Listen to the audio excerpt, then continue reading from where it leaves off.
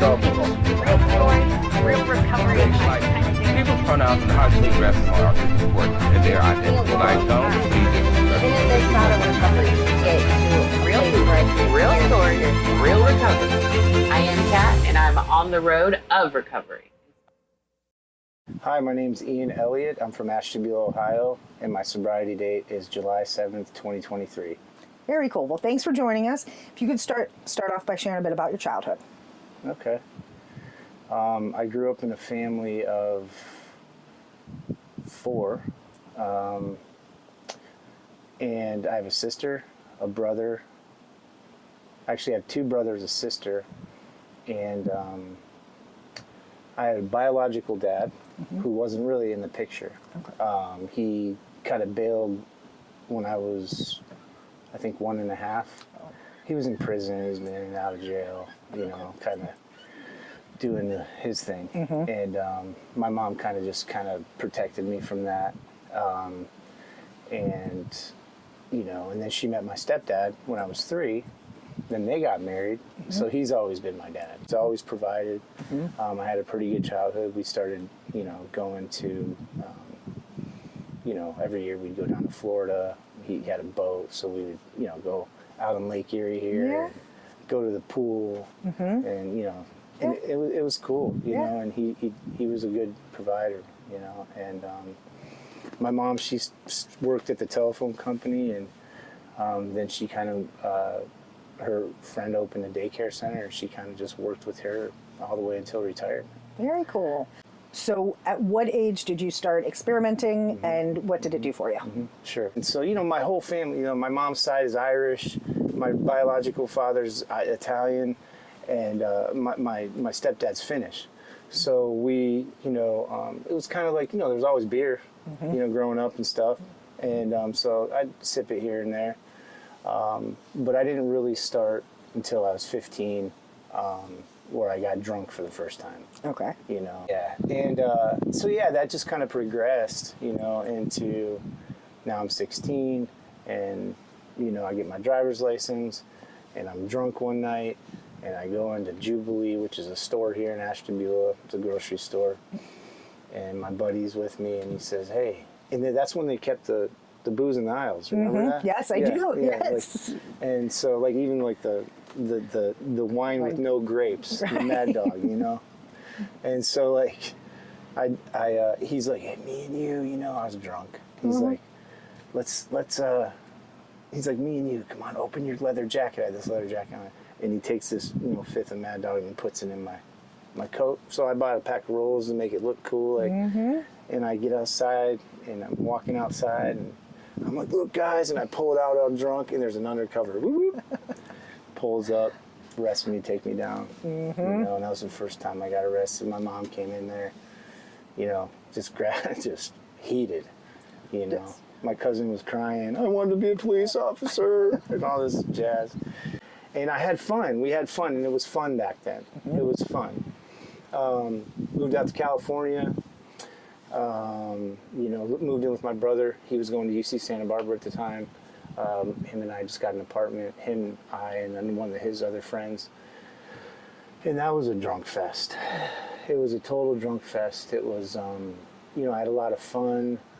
I didn't know how to I didn't know the first thing about responsibility, really, in managing my money. I just was not good at it, you know. Don't feel bad. Most kids are not. Yeah, you know, there was no, it was all party, no responsibility. You know what I mean? And I got into cocaine really heavy out there, you know, and I kind of blew through a lot of my money, and, you know, I was just kind of like emotionally wrecked, and I was, you know, I always needed something to fix those emotions, you know, to just try to, you know, and, I get down there, and, you know, I ended up, you know, I don't know, I did some methamphetamine, and next thing you know, I'm hooked on meth. I'm hooked on meth, and I'm going, what the hell? And I'm writing, you know, stories upon stories upon stories, and like love letters, and, you know, I'm all into my head about everything. And so I intermittently have done methamphetamine for, probably 20 some years, intermittently, And what specifically did meth do for you? what did it do for me? I guess what it did for me is it kind of made me more creative. Okay. At first. And it kind of made me feel good all the time. It was similarly to alcohol as far as like kind of having the courage to kind of be who I am and not have to be so afraid of that. But the ironic thing about that is I, of course, continued to do methamphetamine back in Ohio, and I had stayed up, enough days to put me in a psych ward, which kicked me into drug-induced psychosis. And I'm talking like, the TV's talking to me, what I mean? Yes. The spirits. And so I think that's, in my trips to treatment started to begin. Right. And from the year 2000 up until last year, 2023, I've been to, treatment, including psych wards twice, 30 times. Wow. Yeah. That's a lot. Yeah. I've had a rough go, man. So, and what ended up happening is I prayed for a girl. Not what I was going to say. This is where my thinking. Yes. Listen, we know it's my insane thinking that I have to continue to treat. Yes. Right. Yes, absolutely. It's my insane thinking that gets me into trouble. So at that time I wasn't aware of my insane thinking. Yeah. Or whatever name you want to call it. The movie in my head or the show or whatever you call it. But in my thought life at that time was, I know what to fix a problem, a female. And so, believe it or not, I said a prayer and she showed up. I'm not even kidding. We had my first son, Nathan. So 2011, he was born. So he's 13? Yeah, he's 13. And he's a savant. Yeah? He lives in Columbus. Oh, very cool. He's a savant. He is a violin, goes to violin camp. He's like, I can't believe how intelligent this kid is. I've always told myself, at the time, if I ever have a kid, I'm definitely turning my life around now. Well, it progressively got worse. It progressively got worse. I thought for sure my own child, my first son, would keep me sober. But again, something outside of yourself. Again, it's something outside of myself. And he motivated me to change. Because I knew I didn't want to continue on that path. I knew I didn't want to be that person. I knew I didn't want to be that dad. I had no idea how to be a dad. In my mind, I thought I did at the time. But looking back, no, I had no business being a dad at that time. And so I'm at a meeting one night. I get a phone call. Hey, me and Nathan are going to go down to Columbus to my sister's. Okay, so you'll be back Sunday. Okay. Or she's like, I'll bring Nathan over to you Sunday. Okay. She never came back. Wow. Yeah. That's a shot to the heart. Oh, I was crushed. So I ended up getting him on Sunday's visitation after I went to treatment again, and I kind of got it together. I stayed sober a year, and then I relapsed. I don't even know what happened after that. It's kind of foggy, honestly, but I ended up meeting another girl, because obviously she's not with me anymore, but she's got my son. She's a great mom, and so I met this other girl. She's at the Etna house. I'm at the Leah house, and we're, Match made in heaven. yeah, right. So we weren't together, but we kind of like hooked up one night, and boom, she's pregnant, right? But like, she had her mom. Amaya was born And she lived in Painesville and I lived in Ashtabula, so we would like, she would work and then I would get Amaya, and then we kind of like rotate that. We just kind of rotate without the chords, just kind of do that. And you know, she was clean, she was a bright light, she was helping girls, she was doing, you know, she was a bright light. And you know, I'm at a meeting. Yeah, I guess, yeah, I'll leave that part out. But I was at a meeting, I came out of a meeting, I get a phone, on Messenger is her sister or her cousin. I'm like, why is she texting me? Call me now. So I call her. I was like, what's going on? She's like, Amy's gone. I'm like, what do you mean Amy's gone?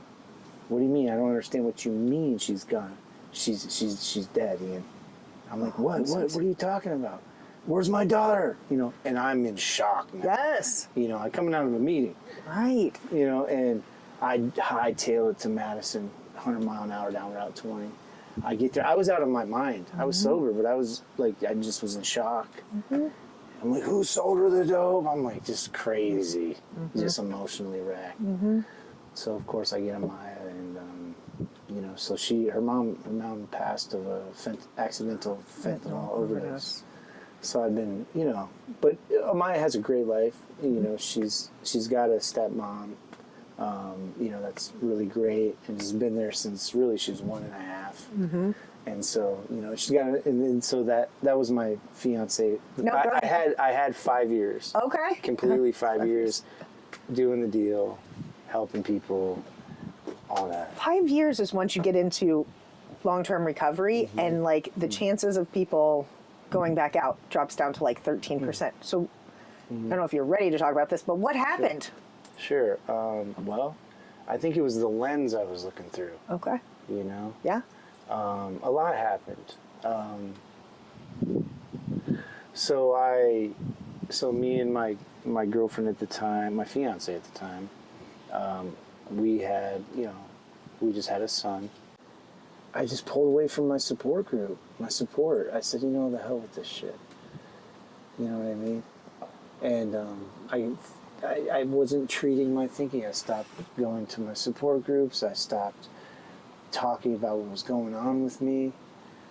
I mean, and you know, I had to be the answer man because I'm Mr. Recovery. You know what I mean? I got the solution. You know what I mean? Yes, So, absolutely. So I'm the answer man. God forbid if something's wrong with me, you know, I do. can't be vulnerable here. Right. You know, the people are going to just tell me what I should do. You know what I mean? No, yes. That's so like. It's our thinking, though. I mean, that's the thing. Yeah, yeah. And, yeah. Yeah. So let's talk about this past year. Yeah. Ended up in Glen Bay. I called my son's mom again.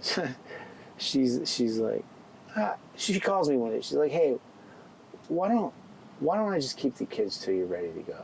And I'm like, all right, I'm going. Glen Bay. I worked there in 2015, right? 2014, 2015. I was like, you know. So I was like, no, I'm not going. But yeah, I was like, all right, I'll go. I went. It was the best thing. It was the best thing I did. I went there. I hated myself. I'm in the detox room, and I can't even lift my head up. I hate myself so much, and I'm hurting so bad. And this guy comes in. I can't even lift my head up. This guy comes in and goes, hey, I'm Joe, and I had 15 years sober, and I relapsed. I was like, huh? Just tears started running from my, you know. Yes. And I was like, okay, can you tell me more? Tell me what happened. I want to know. And so I listened to his story, and then we became, and that gave me some hope. That was like a little step 2 action, you know? It was like, and so like, so I just said whatever it takes. I'm whatever. I don't even care anymore. Did you actually mean whatever this time? Oh yeah, 100%. I was like whatever, whenever, and whatever. That was my prayer. Wherever, whatever, and whenever. I love that. I mean, that was my prayer, and it's still working.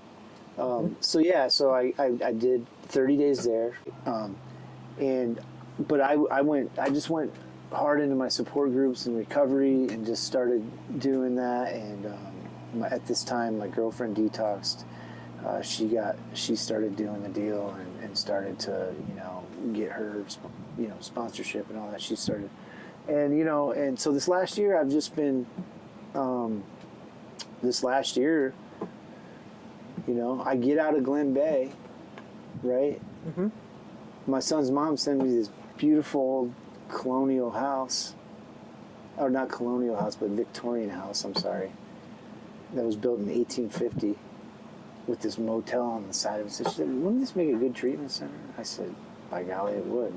Mm-hmm. And so she put a proposal together, and I just happened to, you know, call my people, mm-hmm. you know, and yeah, we got it now. We've been working on it since December. We opened July 8th. Now we're just, so yeah, we're helping people. Yeah. That's what we're doing. And I'm just trying to learn more and grow and be a good dad and continue to do that. You know, coach Little League baseball this year. Mm-hmm. You know, you know, went every soccer game I made it, mm-hmm. you know, yes. to my daughter's game, you know, mm-hmm. and, you know, just being a dad, really. They're back in school now. We're excited about, you know, the future. And, you know, looking forward to the good things coming. You know, and you know, I think you know, I'll probably right now I'm just kind of in a role of just you know, doing groups and stuff. You know, I'm cheap help. You know what I mean? so just doing that. But I think I want to expand it to more. I really like community engagement and stuff. That's kind of like my jam, you know. So I like that stuff. And just kind of doing events and stuff. Yeah. You know what I mean? Very cool. Just, yeah. You know, so I think like doing that and just watching my kids grow and who knows, you know. Just well, like you said, who knows? It's a beautiful experience, and that journey, like it's never is it a straight line, mm-hmm. and you shared it so beautifully. Yeah. So thank you. Thank you. Yeah. Thanks for having me. Yeah. Thanks for asking us.